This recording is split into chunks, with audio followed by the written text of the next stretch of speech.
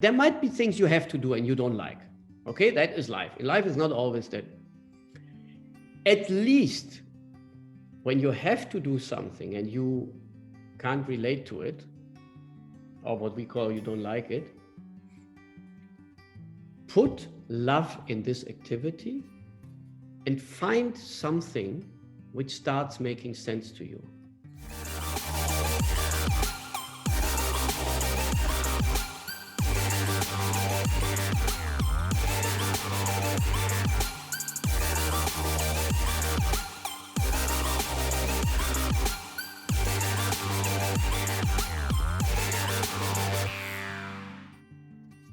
Hi everyone, great to see you.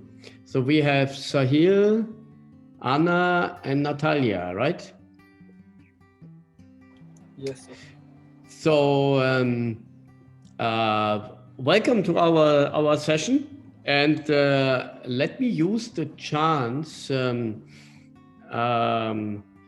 I will briefly share about myself, and then we can actually use the chance to go into, try to have something to refresh yourself and something to write.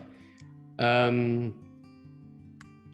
let us, okay, so a little bit about myself. I've been working most of my life actually with large corporates, and most of the time in like CEO positions for Allianz Group. I worked in Germany in the headquarters, in Russia. I built a company from scratch in Russia for Sberbank, the leading bank, and actually now even leading ecosystem. I'm now basically doing three things. I manage a small fund, a private equity fund. I'm a partner at the leadership development company, and I'm also teaching at Space University in Barcelona and Bangkok. And of course, I've been an AIESEC alumni, one of the most foundational things in my life, I could say. And let me then also stop you for a moment and look at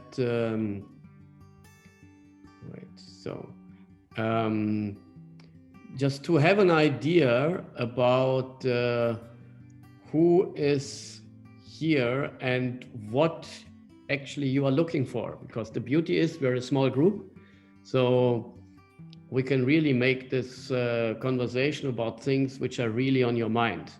So my question, without wanting to intrude too much, really just for the benefit that this is as useful as it can be for you.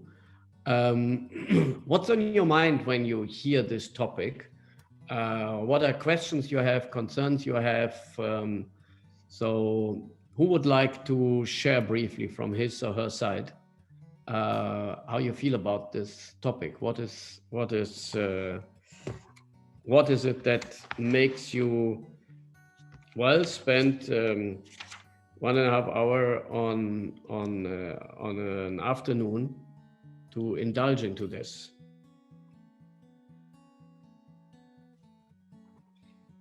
So who would like to share something? I can start. So hello everyone. Okay, in general, I think adaptability and resilience are two really important things for any human being, not only like humans, this coming from my background as a biologist, I guess, but also like it's something that is really essential in a world of constant changes happening, like changes, everything is going in a really fast pace. Mm-hmm. And if someone is trying to build, for example, a solid business, or someone is trying to achieve a good career or realize anything, adaptability and resilience are a must Mm-hmm. to move forward. So Great. that's it from me. Thanks. Natalia, thank you for your sharing. What do you mean by it's in the air nowadays? You can also use the chat if this is more convenient. Just curious. Anna, Sahil, you want to add something from your side? I can add something. Is adaptability and resilience for me personally is really important, because as a film student, as a future producer or organizer or project leader, it's really important for me to adapt to the new environments I put myself in, and to see the strengths and weaknesses of them so I can adapt easily in it. And one thing that I really hope that I'm gonna get from this workshop is any tips or any good ways which a person can have resilience, a person like me, because I struggled with that a lot. I'm kind of like an emotional person, so it's harder for me to have a resilience. So yeah. Great, thanks. I just wanted to add, because this year is a year where a lot of people have had to be very adaptable, and I want to know how can we be more proactive, because this year has been very much reactionary. What happened? Okay, how can we deal with it after it already happened? And I would like personally to be more proactive in it, so I don't have to react every moment. And of course, whenever my adaptations don't work, I need to be resilient in my values and everything. Okay, great. So I can add something. Yes, Sahil. Okay, so adaptability is very much important, and it's very much necessary in today's era, as we saw that for the past year. Like, I can give an example, like the workplace shifted from physical mode to virtual mode, as we see the surge of work from home increasing, and we had to like be adaptable, otherwise we could lose jobs, or had to had to face difficulties working. So in this, like for the past year, we saw that we had to like be willing to the change in order to suit different conditions, as like change shifted from physical mode to work from home or hybrid mode. So I think being adaptable is very much important for any person, and if we are flexible, we can do it very easily.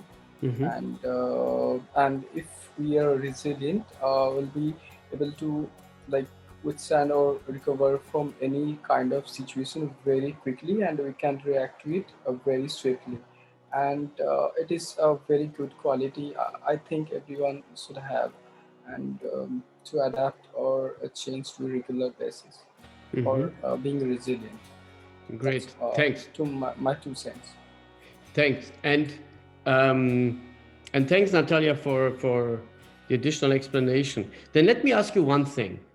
All of you say it's important and how relevant it is. Why are you here? Why is this not a subject in school or in university? Or do you have a subject called adaptability or resilience?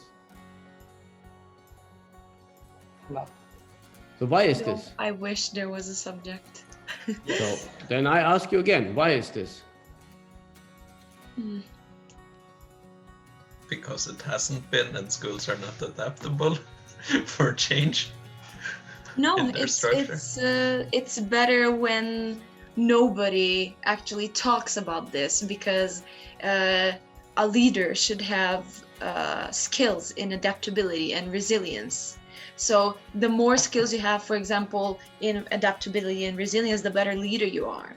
So at school, they don't really teach us about this. They only teach us like old stuff or stuff that are, like facts, and that's it. And they don't teach us how to be good leaders. Okay. So I think this is to teach us how to be good leaders. Okay, so and let's look into this topic. And both of those aspects, adaptability and resilience, are somewhat really closely connected. And let's let's dive a bit into that. So let's start with the why this topic. We just went briefly into this.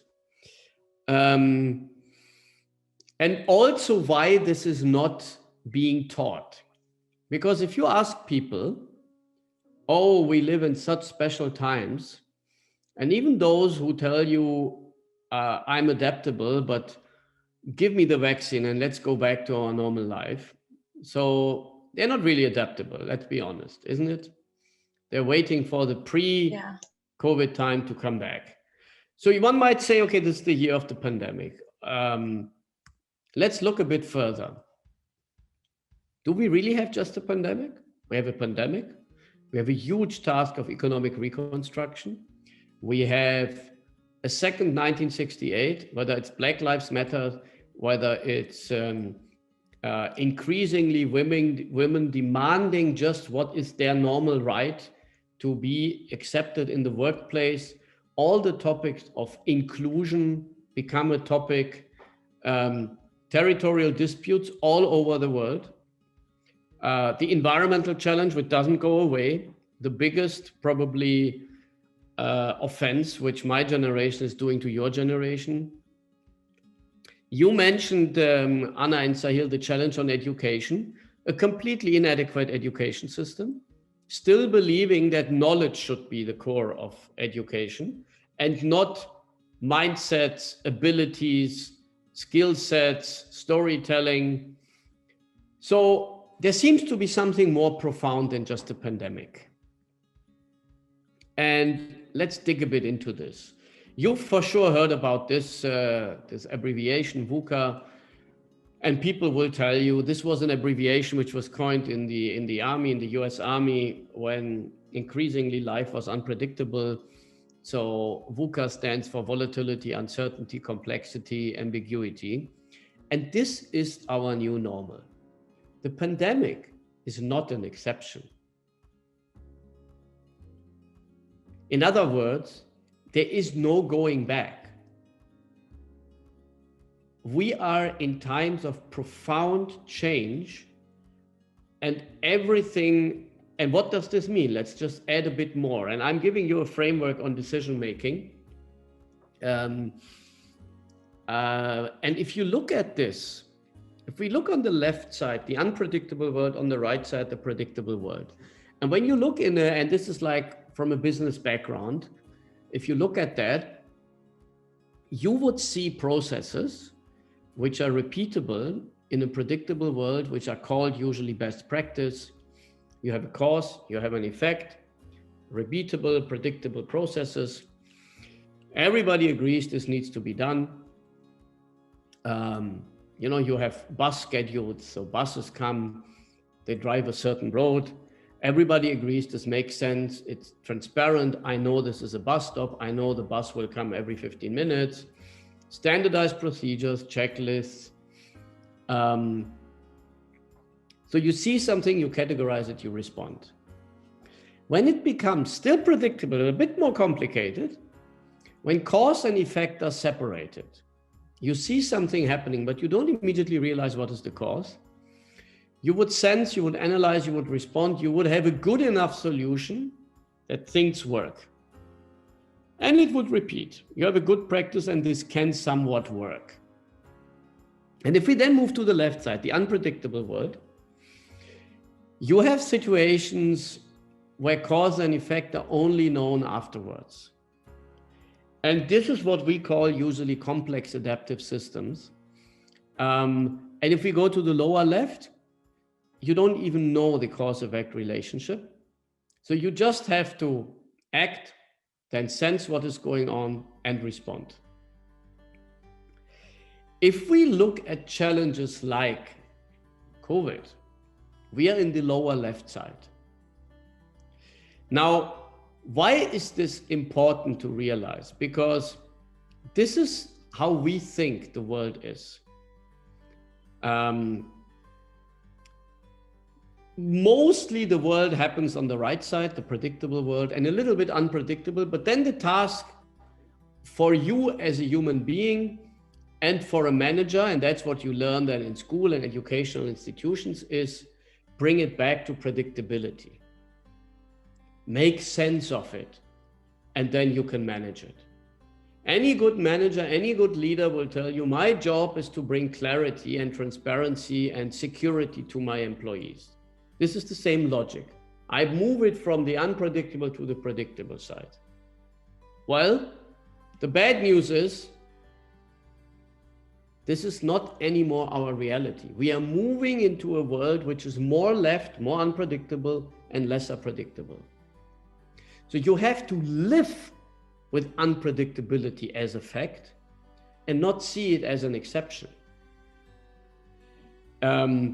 Why? Because more and more, thanks to technology, what is predictable? Human beings are not needed. It is not our world anymore.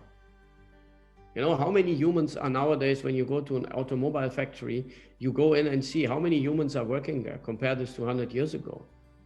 You will hardly see anything. It's all robots, all machines doing something. If you look at easy, repeatable tasks, whether it's accounting, whether it's underwriting in banks or insurance companies, this is more and more done by algorithms. You don't need people for that. But everything which is unpredictable, that's where humans are. So we are basically pushed from inside and outside into a world which is more and more unpredictable. But all our systems and logic and literature and how to be a leader and how to behave and how to be a good person in life and how to achieve what you want is all in the predictable world. So you're basically given a knife when the reality would require tanks. And just to put this into perspective, we don't live in VUCA, we live in mega VUCA. And if we look at changes, the years 2016 to 2022, 6 years, brought more change and transformation than the whole 100 years, 1900 to 2000. The next 4 years will bring more transformation than the last 6 years. And it is unpredictable. You don't know where to go. So let's talk again. Adaptability and resilience. It is not even a choice. It is frankly a little bit, to some extent, a matter of survival. And that's why I'm happy you decided you came here. Because this is not anymore a nice to have. This is really crucial. Now let's look at what do we mean when we talk about adaptability. Or let me go until here briefly and ask you, everyone, can you relate to that? Does this make sense? Any questions, comments to that?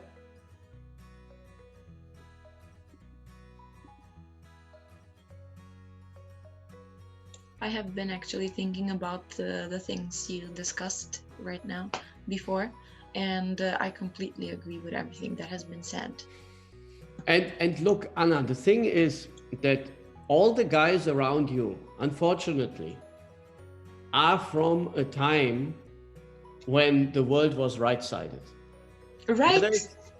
Whether it's Exactly. your teachers, whether it's your professors, whether it's anybody, unfortunately, including your parents. I'm also a parent. This is true.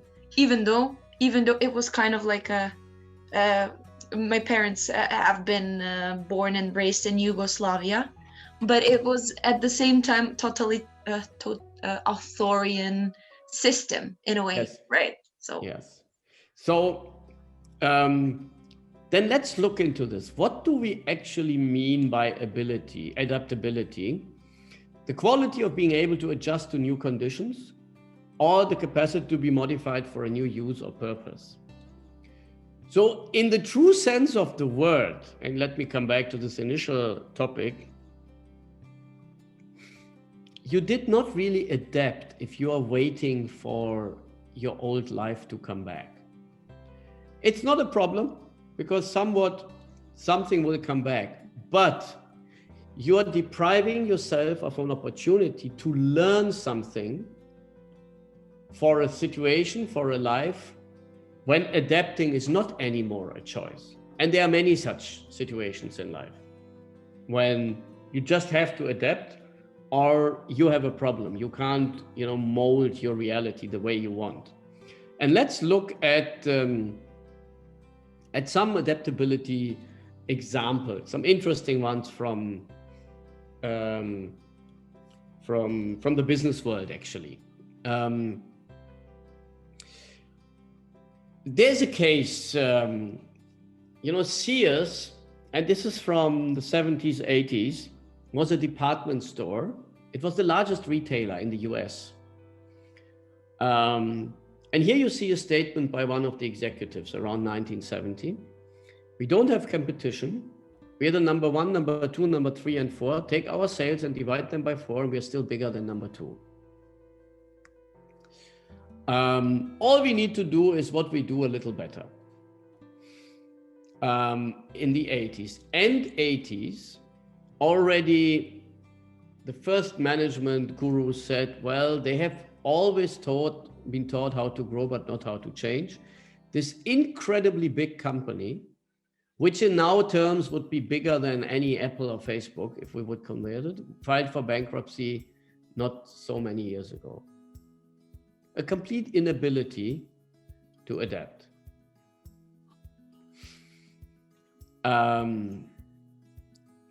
The flexibility to handle rapid change and make quick decisions is truly important. And this both is important, because very often when there's a rapid change, you want to wait until you have all data to make a decision. Nothing could be more wrong. You will never have enough data. You still should decide. Kodak. You know that Kodak, I don't know whether you know this company. It was a big player Film when I was company? young. Yes. Yes. They were It's the a market. camera company. Yeah, they were a market leader with cameras. I mean, a camera was basically equivalent to Kodak. When I was young, you have a Kodak, you don't have a camera. Richard Sasson was an engineer there, and he proposed, and you see the year 75, the whole technology of digital cameras was known then, and Kodak was the first who looked at it. And this is of course, the quality of the pixels and all this was still weak. And he presented to the board, and that was the statement. So you're really telling us for $1,100, you're going to give me worse pictures. Yeah, they're digital, but who cares? And if I have an Instamatic camera, which costs $25, why are we listening to that? And Steve Sasson, he is still the inventor of the digital camera. He moved on then. And I didn't have an answer. I simply said that with improvements in technology, this potentially could impact the way people would take images in the future. In fact, I wrote that in the technical report. And here's some reflection for that. If you're the master of one technology and then you sort of see a new emerging technology, you're constantly comparing it to your technology. And that is the problem. And by the way, why I'm bringing this up, this is the problem for everything we have in life. The pandemic is only a problem, and remote work and online work is only a problem when you compare it to what was before March 2020. It is by itself not a problem. The problem comes by us bringing a comparison. And that's the same topic here. If you would just look at the abilities, including the session we have now, unthinkable in a non-COVID world. I'm in Barcelona. Each one of you is in some other city in Norway. I would not have been connected to the guys of AIESEC Norway. All of this is thanks to COVID. So there is a mindset which can be really fatal for us human beings. And what happened actually, Kodak completely missed the train. They are basically hardly anybody now. They're trying a few other things. They're completely out of camera business and they completely lost it and are nobody here.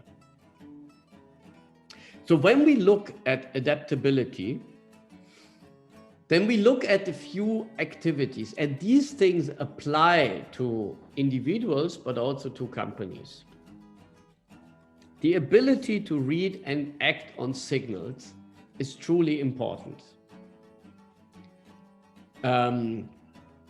Company examples.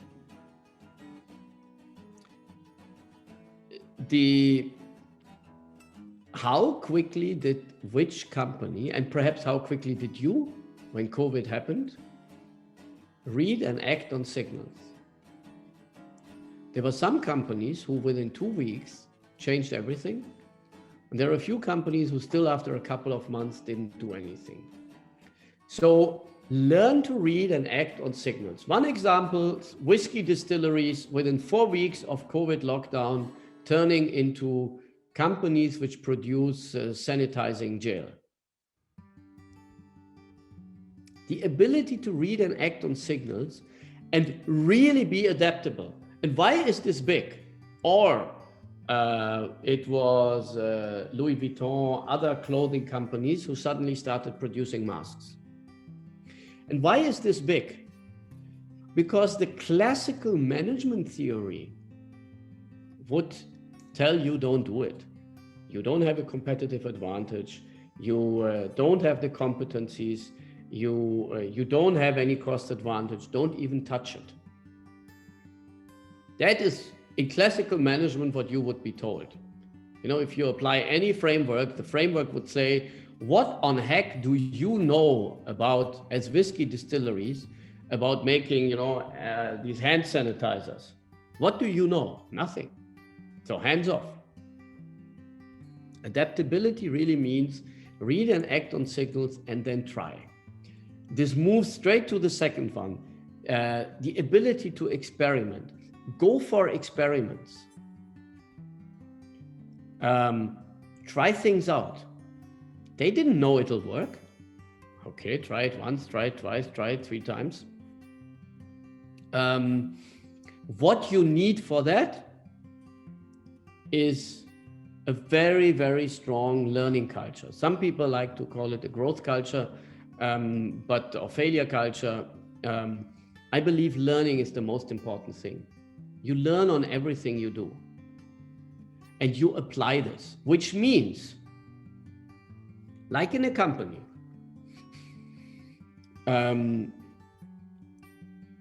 when you see, when you have a project and you then do a meeting and say, okay, how did it go?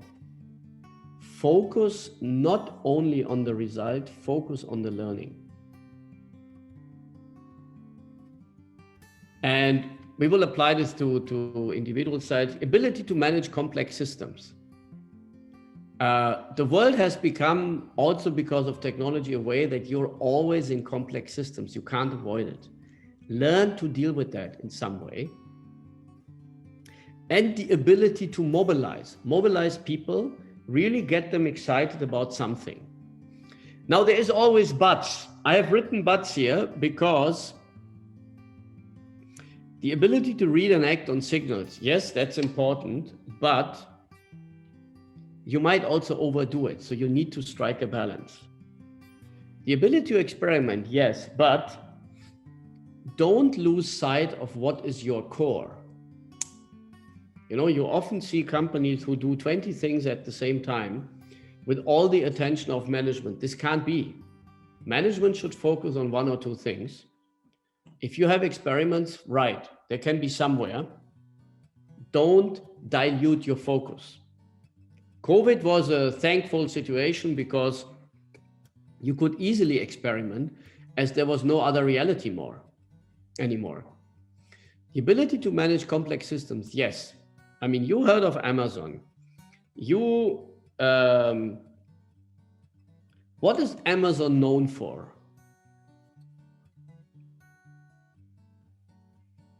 Yes, Adapting to the needs of its customers as fast as possible. Yeah, Sahil? E-commerce. E-commerce. Anything you want, you order, they send you. Yes. What is their biggest profit pool today?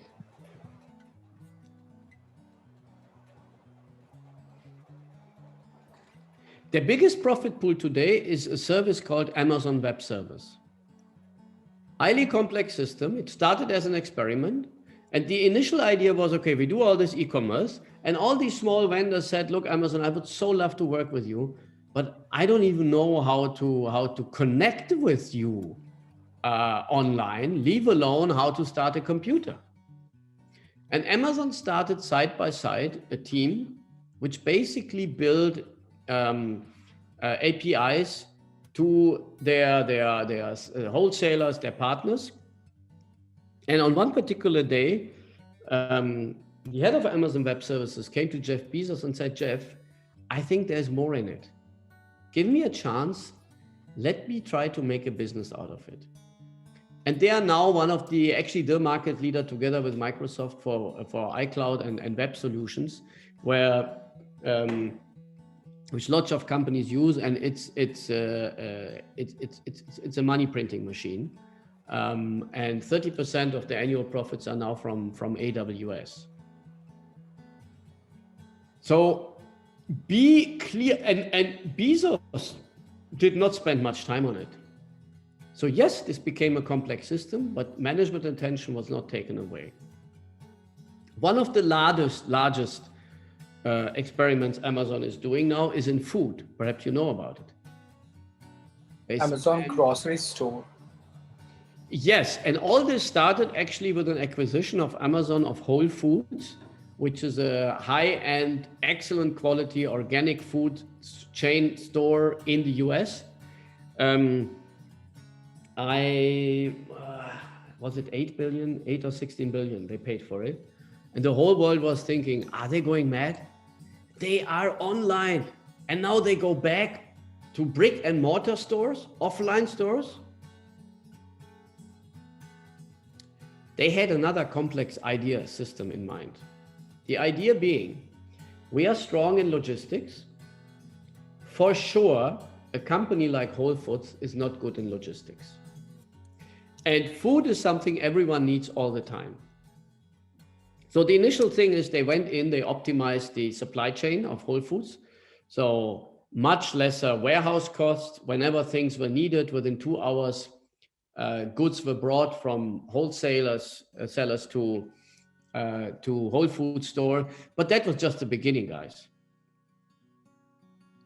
They said, okay, let us go to all the farmers and say, dear farmer, where do you sell your products? They say, well, we have this wholesale company and this says, look, you can do this through us. I guarantee you, if your quality is good, I will always need your products. They went to mom and pop shops, you know, these 24/7 shops, and said, mom and pop shop, how is your turnover? And how do you store goods actually? And what happens if in your neighborhood, a couple of teenagers like you guys, or students a little bit older like you guys, decide to have a party and for 3 days you're out of, I don't know, beer or something. Yeah, then I have to wait. Well, okay, let us deliver you. And you will never have to wait more than 2 hours. And by the way, share with us your data and we will give you just in time exactly the goods you need. No urgency, no warehouse, your costs go down, predictability. We are here to serve you. What would you say as mom and pop shop? Finally, great. They went to restaurants and said, there are some cities in the world and countries. I live in Spain here. If you want to buy fresh fish on Monday, not possible. Because, on Sundays, Saturdays, people are not out in the sea and get fishes. Here comes Amazon and says, look, dear restaurant, any given time you need something with a certain quality, you can always check, we deliver it to you whenever you need. You have a banquet with 2 hours notice, you can say, yes, we will deliver the stuff. And give us your data, we can predict then when we send you something. This new spider in the web, you understand? They're connecting with everyone and everybody becomes dependent and everybody gives their own data to Amazon for their own benefit, and Amazon sits on a data treasure you cannot imagine. In a business, again, where they have no clue about, they are not experts in food. They don't need to be. Again, a lot of the traditional management theories, they don't hold true anymore. That is complex systems. But you can be sure that the Whole Foods part is separated from AWS, is separated from the e-commerce business. These are different skill sets. Don't think that everybody can do everything. And the ability to mobilize, Jeff Bezos was able to mobilize the AWS guy and say, hey, yes, think about this, come to me. You imagine a company where somebody goes to the boss and say, hey boss, I know we are producing, I don't know, like cups or something like this. I have a great idea. We should start selling flowers. And the boss doesn't send him out and says, are you mad? But says, please sit down, share with me, tell me more. Ability to mobilize is very, very powerful. Any questions you have on that so far or comments? Is it so far interesting, meaningful? Are you getting something out? Definitely. I like the topics and the examples. And now let's go, Anna. Let's take these 4 points. What does this mean as adaptability for you as individuals?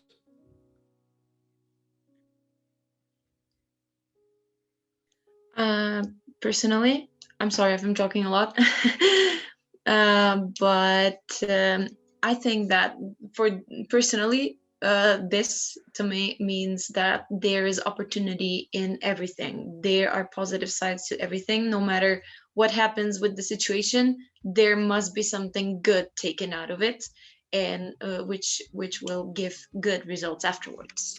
And let me be more concrete. Thanks, Anna. What does ability to read and act on signals? Refer this to yourself. What does this tell you? How could you be? That's actually my question more. How could you be more adaptable in this aspect? What does ability to read and act on signals mean?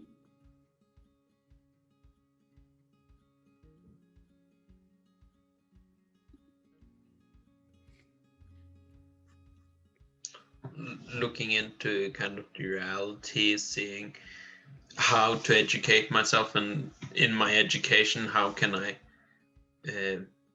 make sure that I have a future, kind of. That is one thing. And let me... Can you hear me? Yes. Hey, Joachim. Yeah. I think probably thinking ahead, trying to operate beyond the present and the current, what you are having on ground, like projecting yourself further beyond the present. That's what I think, Okay. Yeah. Great. Joachim, thanks. And look, one of the most important things on adaptability is the ability to be present in the moment and not be preoccupied with thinking, why did I do what I did yesterday and what will happen tomorrow? And what I mean is, and let's say this is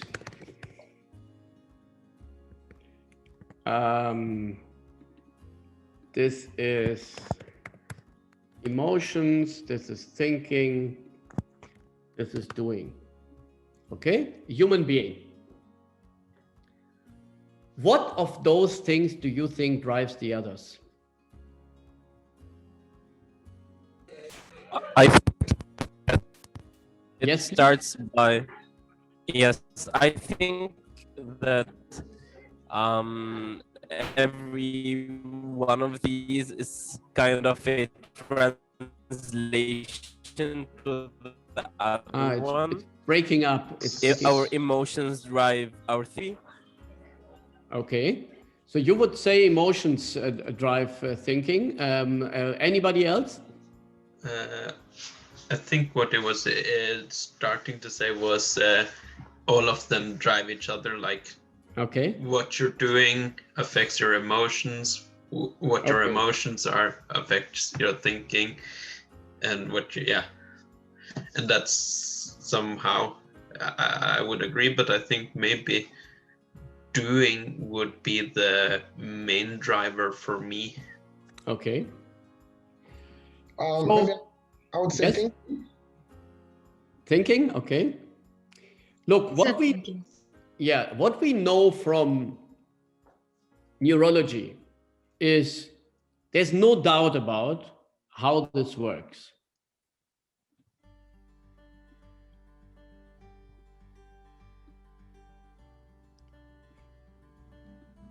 This is the equation. It's a little bit simplified, but that's the equation. And just to give you an idea how powerful this is, in a second, a couple of billion messages, sense impulses are coming into your brain from your limbic brain, where your emotions and all your emotions lie. A couple of billions every second. From the thinking part of the brain, or the cortex, the prefrontal cortex, it is less than 100 every second. That is about the dimension. So you are basically dealing, I'm avoiding the word battling, you're basically dealing with all these impulses which are coming from this part all the time. And emotions influence our thinking, and that influences our doing. And look, the normal situation, something happens to you in the morning, and it can be good, it can be bad, it can be positive, it can be negative. You had a dispute with another student or the person you live with, and he or she was really in a bad mood and said something to you, and you feel really bad, and then you go to the university, and it adds up, and it adds up, and it adds up. And in the evening, you wonder why you are exhausted, and you call a friend and say, oh, you know, university is so tiring. My goodness, it's really, really tough, and I'm so tired. You're not tired of university. You're tired because this process is not managed. Why do I say this? Because if I would ask you, how much time do you spend to read and act, let me quote this from the slide, to read and act on the signals you get from your emotional self, what is your answer? How many hours, minutes do you spend a day on that?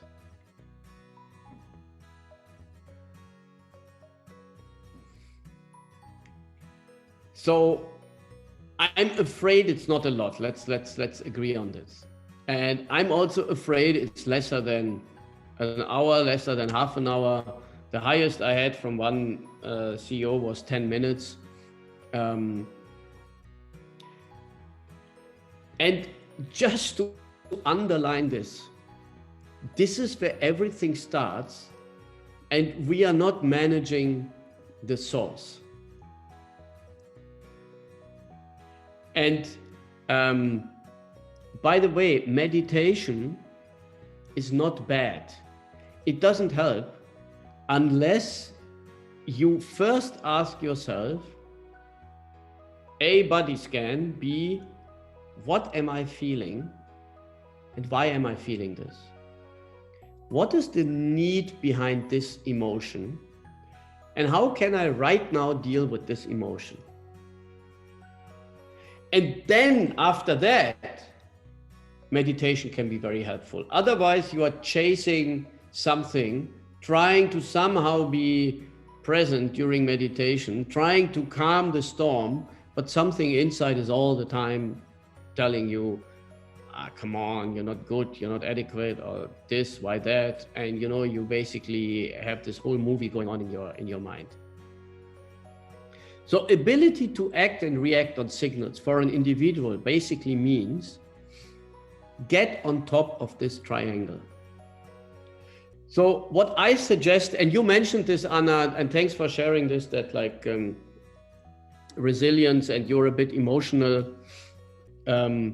That's no problem to be emotional. The problem is not to be aware and then not to be outspoken about it. So what I usually tell, just to be very concrete, CEOs, when we have this issue, I say, okay, every 2 hours, put your iPhone with a timer. And with the timer, and if you're interested, I can add this to the slides, which you can have, by the way, it's no, with pleasure. I can add some activities. Every 2 hours, when the timer goes, take 3 minutes self-care. And if you're too busy, go to a toilet. Literally, I say this. Lock the room, you're alone, believe me. Take your 3 minutes, no excuses. And again, this is driving everything. You tell me you're too busy? In these 3 minutes, make a short body scan. What do you feel where? Ask yourself, what are my emotions? Ask yourself then, where do they come from? What is the last incident I remember where this emotion was triggered? And now, what can I do with this? Do I need to send a message to my cohabitant where I live with, and we had this discussion in the morning? Did I have a stupid discussion with my mom? Do I need to send anything which tells me, hey, with this, I would feel better. I would be more in control. It's a small thing. It just costs 2 or 3 minutes. You do this regularly. You start managing this cycle. I could talk for days on this topic, but just as one small look into this ability to read and act on signals goes down to these simple things. This will help you to be more present and to basically build a larger resilience, because when you do this a few times, the moment you start feeling something bad, your inner dialogue starts, which can lead to a constructive outcome, because now you're trained. That is the outcome of something like this. Does it make sense? It does. Yeah, it does. Look, guys, to be very honest, I have grown up and I have been trained and told so many times, like you said, Anna, I'm very emotional, as if this is a punishment. This is how I have also grown up. Don't show your emotions, be always cool, always, be thinking rational. If you have emotions, put them aside. If I felt something was in me, my usual answer would also be, I'm too busy for that. How stupid was this answer if I look at this triangle? How stupid could it be? I'm too busy to look at the core of the problem. Please let me dance around, the symptoms. That was my answer. So if you feel, oh, that's like, wow, everything is right with you. It's just that you're not being, you're just not being, Attentive. yes. And I mean, very nice comment. Thanks, Anna. There is a lot of wisdom. I have a lot of practices I use from Stoicism. In the old traditions, all of this was there already. We are not the first generation. Actually, we are the least developed and educated generation in the history of the world. And how to deal with our humanness. If you look in the Indian Vedanta philosophy, if you look in Stoicism, there is such a wisdom of simple things one can do to become reflective. I just gave you one tool. I can give you more tools if you want. There's really a couple of, but there's a lot of wisdom. So that was the topic of ability to read and act on signals. The second one was on experiments. What does experiments mean in a personal life? How would you understand experiments? It was the ability to experiment. What would it mean for you?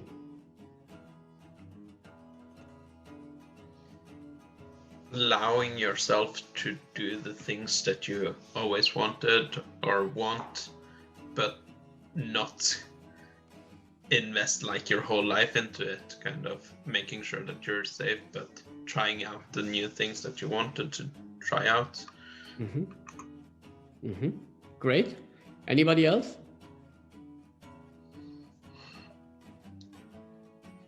Can you repeat the last sentence again, because it was cutting my internet. Ability to experiment on an individual level. What would this mean? What does this imply?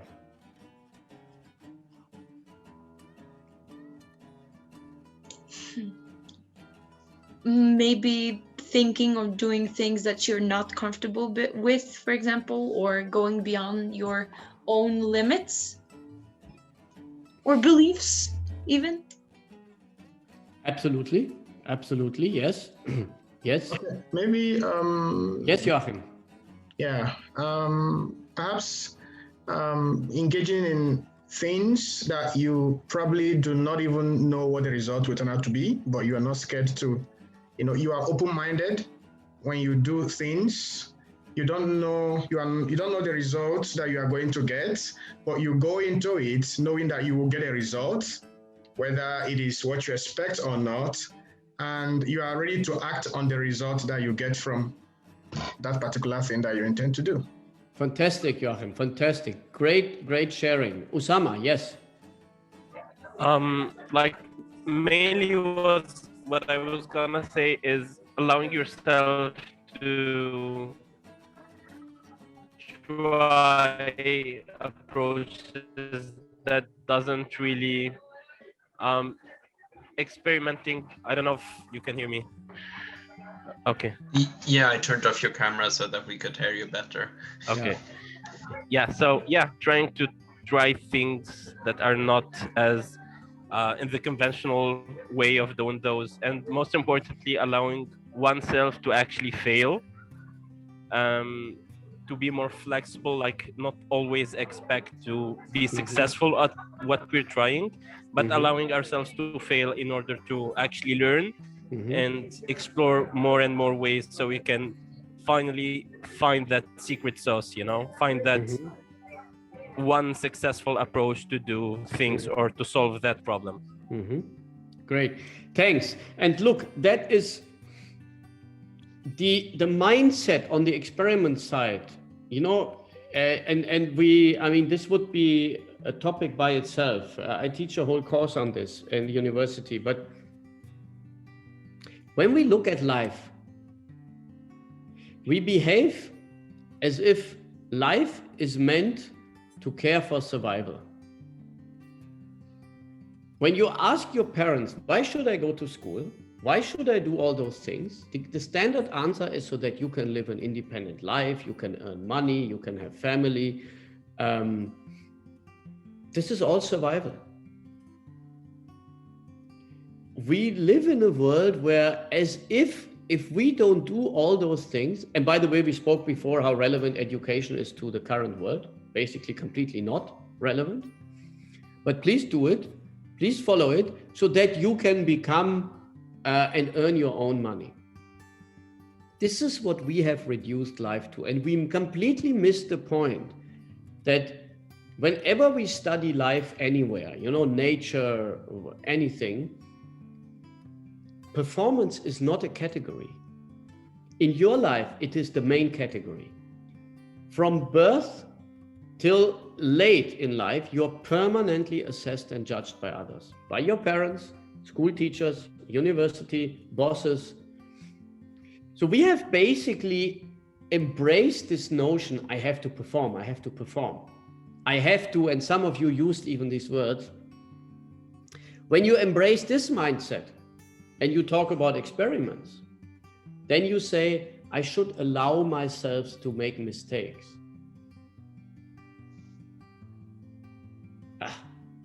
Freaking hell.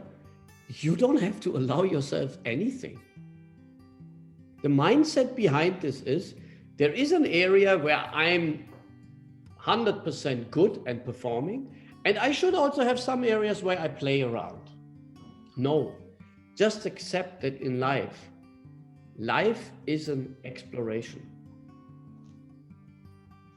We are, as human beings, unfinished business by nature. We are never finished. There is never anything which is finite. And the moment you apply this mindset of finite, all the problems come. Problems come because you say, I made a presentation, my boss yelled at me, oh my God, this is so bad. You have assumed a certain finiteness of what is happening. Come on, there will be other presentations. Life goes on. You might be fired. Fine, there will be other jobs. Don't lose your sanity, that's all. We always assume this finiteness. That's why these human beings are unfinished business. If there's nothing else you take from these 1.5 hours, please take this and apply this in your life.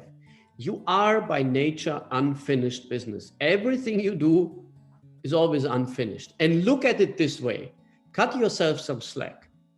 Look at everything as an aspect where you say, this has been part of my development. And because of that, widen the spectrum of things you do. You had a beautiful, Joachim, way of putting it, just trying out things, just don't care about the results. When you were small, how did you learn to walk? There was no manual. Failing all the time, but just like falling and getting bruises and stuff. How many times, you guys? Plenty. Thousands and thousands of times. It was a natural instinct. I stand up again, I fall. I stand up again, I fall. Even your parents are sitting there standing. Will she ever stop? No, she will not stop. There is no fear of anything. Everybody is watching, you just don't care. You're just focused on you. I'm gonna learn to stand, full stop. Rediscover this mindset and apply this everywhere. And don't, limit life to, I have to earn money for survival, my job, and I might hate my job and I might hate my studies, but that's what a good person does. You study and you do things. And yeah, life is not always happiness. Get away with this notion. Understand that it's basically in your hand to decide what you do. And actually life is to explore as many things as you can. And then better go for those where you learn something, not the easy ones. Go for the more difficult ones. And never, ever has the opportunity been bigger. Any moment in time you want to start learning, I don't know, Chinese, you want to start playing guitar, any skill, it is 2-3 clicks away. You can do it. This was not my reality 30 years ago. Without the internet, nothing. And by the way, the pandemic is a blessing. You are anyhow forced to stay home, so make something good out of it. Have at least 5 to 10 experiments going on in your life all the time, and especially things you're not good at. I'm, for example, convinced I'm not a good painter. So one of the things I'm doing now for 6 months, I'm drawing and attending lessons, doodling different things, just for me. I'm not showing this deliberately to anyone because this is not what is driving it. Like you nicely said, Joachim, it's so irrelevant, the result. It is just connecting with myself in a different way. That's actually what we do. So that's on the experiment side. And as a conclusion there, as a last point there might be things you have to do and you don't like. Okay, that is life. Life is not always that. At least when you have to do something and you can't relate to it, or what we call you don't like it, put love in this activity and find something which starts making sense to you. Then apply your brain and your thinking capacity and say, what in this can I start liking? Or not even liking, really loving, saying, okay, I changed the equation now. This is now what I will do. How can I build a loving relationship with this activity? What would this mean to you? That's a very wise thinking and philosophy from the old Shaolin Chinese philosophy. Put love in what you do. If you can't change it, and we know this from experience, spending 5 hours with a man or a woman you fell in love with in the beginning goes away like a second. 20 minutes of a violin lesson where you hate playing violin appear like one long week. So by putting love into it, you change the way also how you perceive it. And by the way, your brain reacts to this. You might say, okay, that's a bit crazy, but it's not. Your brain reacts to this. Your brain reacts to the story you tell yourself. Start telling yourself the story you want. And what is this? This is like latest brain science, where when you are super thirsty and you drink, within what time period you feel, oh, thank God, I have something to water now in my body? How long does it usually take? Several seconds. Several seconds, perhaps a minute. Physiologically, the body hits the places which are giving you the signal for thirst only earliest after 20 minutes. But the expectation is telling your brain, here's the water, it's going in, relax. And your whole body says, relax and be happy. This is the power of the brain. The question is, what are the stories you fill it with? So putting love is not a fiction, it's really possible. So that would be on the experiment side. Are there any questions or reflections so far on that? For me, I just wanted to add my life motto, because I always told myself, do the things that you can be proud of, or the things that you love, and love the things that you do. And kind of focusing on, do the things that you love, but also if you had to do something, please put the energy to actually do it so you can be proud of it / love it. Great, thanks. What about the others?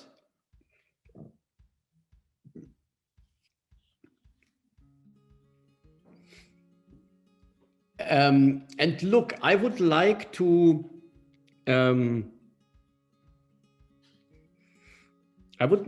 make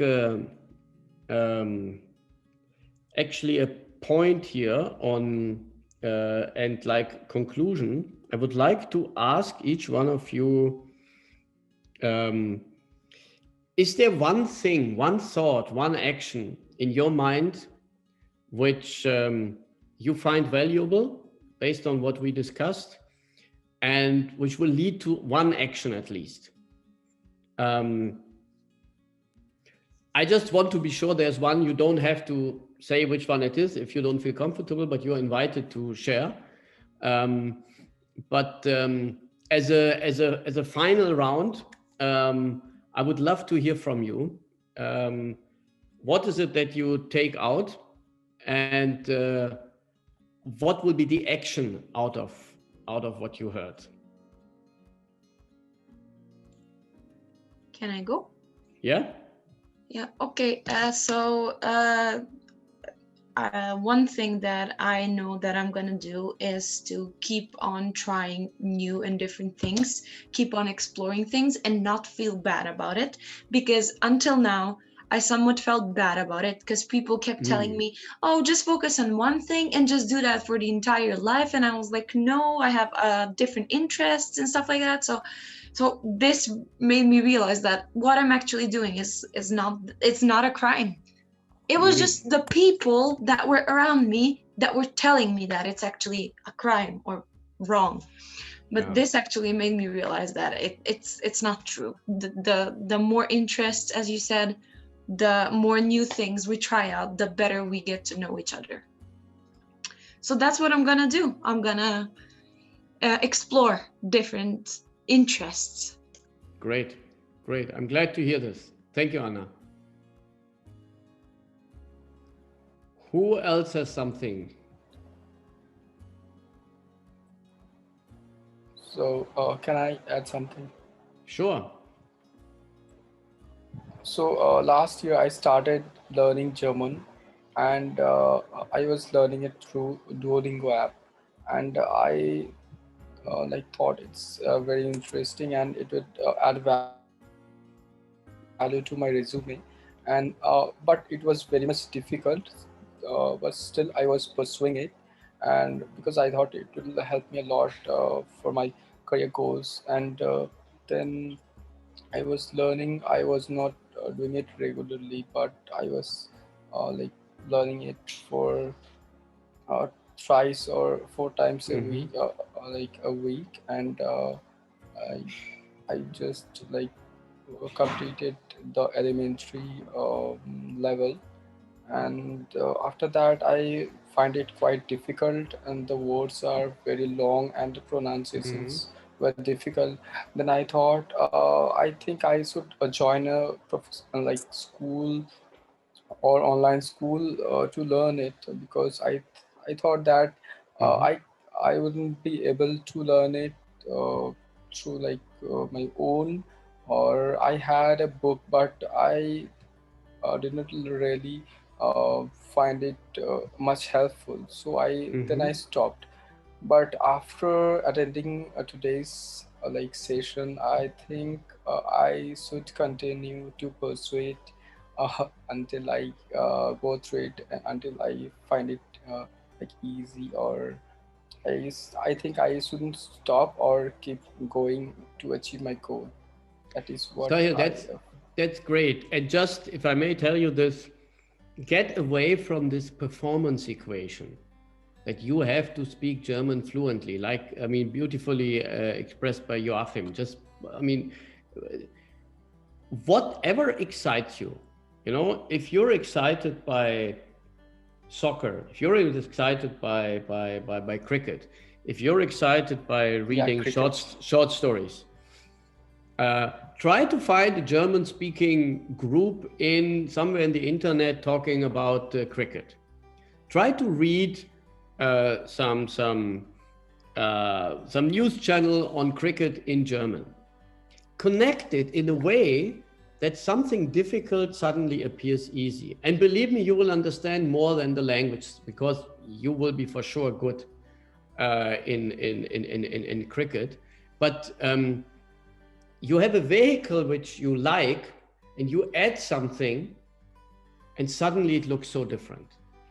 So, but get away with this. The way you just spoke, there was so much of performance about it. Don't add performance there.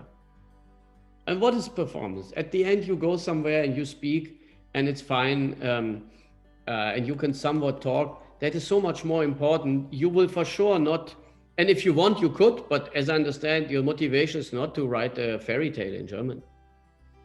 So make it a playful act for yourself. Great. Thanks, Sahil, for sharing. You're muted. I was lacking of time, so that is why I stopped. It is one of the reasons too. Sure, but lack of time, this is another thing. The moment you put away this performance aspect, and one of the good signals which you will realize then is suddenly anything you do gives you energy. Until that time, anything you do takes away energy. The moment you start a playful approach on anything you do in life, it gives you energy. That's a good test point. Then you know you're on the right track. What about the others? Anybody else wants to share something? Well, I think for me, I'll probably draw a summary because just like you said, so much emphasis on performance in everything. So much emphasis. It's like the life is revolving around performance, wherever you find yourself. And I think that is it's something that has affected people, including myself, negatively. And yeah, I think after now, performance is important, I would say, but it's not just about performance. So there is more to it. I think that's what I'm taking away from here. There is more to it than just looking at performance. For instance, as a student, placing emphasis on grade, which is important. I want to score A or A plus or this. And probably the whole attention is trying to memorize stuff without really understanding the core of what you're doing, of what is, involved.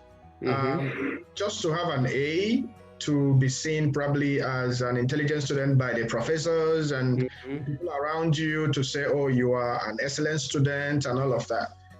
For me, I'm thinking that there is more to it than just doing this. So for me, I've got to love what I do. I've got to understand why I do these things, and not just focusing on I must perform. And I've realized that such emphasis, like you said, is draining. It takes away a lot of energy. You just want to do this and you just realize that, oh man, I'm drained. I have nothing else. And you begin to imagine, what have I really done that has drained me so much? I think for me, that's I'm going to be, realigning myself in this aspect. Another thing is, I think you talked previously about emotions. I think I'm learning that I've been quite dismissive. Like something pops up and trying to dismiss it and say, oh, okay. So I think now I'm going to be giving more attention to my feelings, the emotions that come up. So I try to understand what these things are and seek for better ways to manage these emotions in the right way. Yeah, it's been wonderful listening to your presentation, and I believe in the long run it's going to be very helpful for me as an individual. Yeah, thank you. Thank you. I'm really glad to hear this, and I hope this was, and look, Joachim, this was the same for me.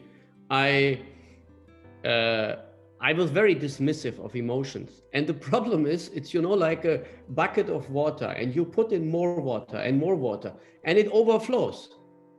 At some point, you snap at someone who has nothing to do with all the emotions. Might it be your friend, your boyfriend, girlfriend, wife, kids, sister, mother, father, and they have nothing to do with this. And the problem is not with them. The problem is that I didn't take care of this. I let the bucket get fuller and fuller. And thanks for sharing on the performance side. And if you can achieve performance, that's great. But always understand, don't get sane or insane about it. Never relate to that. Don't make your life slavery. You make life slavery if some clever or stupid professor can decide about how you feel about yourself. And this is unfortunately the situation for many students. And when we see the how mental health issues are rising, it's mainly exactly because of what you just like self-reflected very well. There is so many lesser possibilities and interactions, and people immediately see their self-value related to the grade they got. I mean, come on. It's just a grade. So that's very, very, very useful and good sharing. If anybody else wants to speak up, otherwise I would round up. Yeah, I mean, I think about this performance. 2 weeks ago, 2 to 3 weeks ago in Germany, we lost a PhD student. He committed suicide, and it's just because of the performance issue, you know. He's been all A grade student, and going into research, things were no longer turning out the way he expected. You know, the A mentality started disappearing, and I think that focus on performance and what people around were going to say, he couldn't manage that stress and whatever was going on. So he decided to end it. So I think, yeah. Thanks for sharing. That's very, very sad to hear. And look, I mean, how far this goes, that even just because of this external world, you feel so much a slave that you say there's no way to get out of it again. Really, really sad. Okay, so let me thank you, everyone. I'm happy if this was useful. There is 2 more sessions I have with whoever wants to join, but again, I'm happy to do as many more as AIESEC wants, I hope you realized, and that's why to me this session gives energy, although I'm like since 5 a.m. Teaching, because I really love working with people like you. So thank you so much. And if you want to reach out on anything, please do, no problem. And thank you, AIESEC, for the opportunity, and take care of yourself, please. Thank you for your time. Thank you. Thank you. Likewise.